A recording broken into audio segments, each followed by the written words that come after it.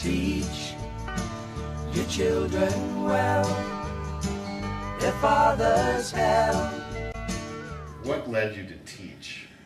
Oh, well, I guess I've sort of already answered that. I was teaching because I just enjoyed. My teacher disappeared, and I was sort of picked by sort of acclamation to lead the class because I was the most experienced student. I'd been doing yoga all of a year and a half. Something kept you going, even though you're the most experienced in that short time frame. Something kept you going in all of this. Well, I I didn't really necessarily enjoy teaching, but I enjoyed doing yoga. So back in those days, like in a lot of cases of your generic hatha yoga classes, your teaching was your practice.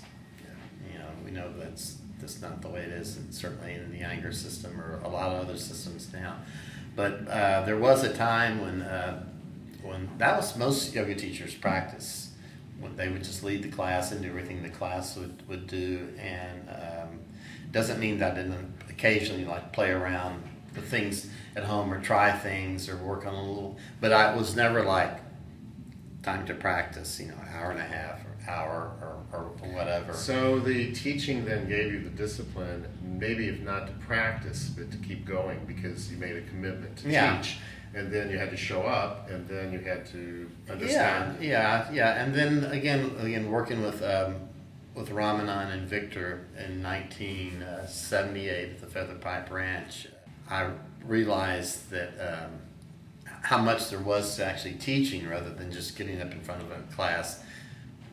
I hope this doesn't sound demeaning, but like aerobics instructors, and just sort of get up there and just sort of shout out instructions and move your body around. And they also, and it never occurred to me, and I don't think it occurs to a lot of people, that at some point you have to have a personal practice. Certainly if you're a teacher, you have to have a personal practice because that's the only way that's the best way to learn how to teach is by practicing, and you figure out.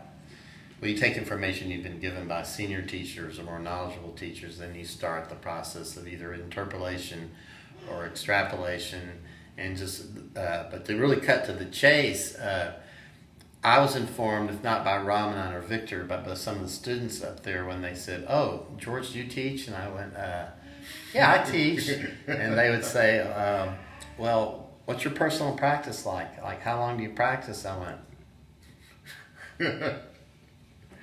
What do you mean exactly? It's like, how do you practice an hour a day, 2 hours a day? And I'm like, no, I just sort of do the poses when I teach. And they said, no, if you're a teacher, you have to have a personal practice. And I was sort of like, I don't know if it would ever have occurred to me. Yeah. So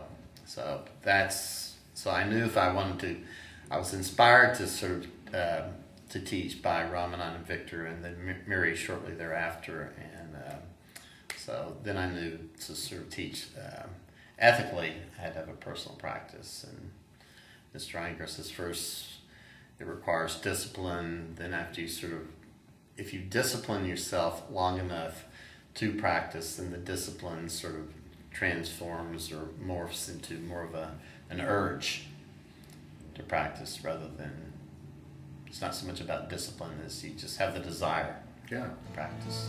Teach your children well, their father's help did slowly go by, and feed them on your dreams.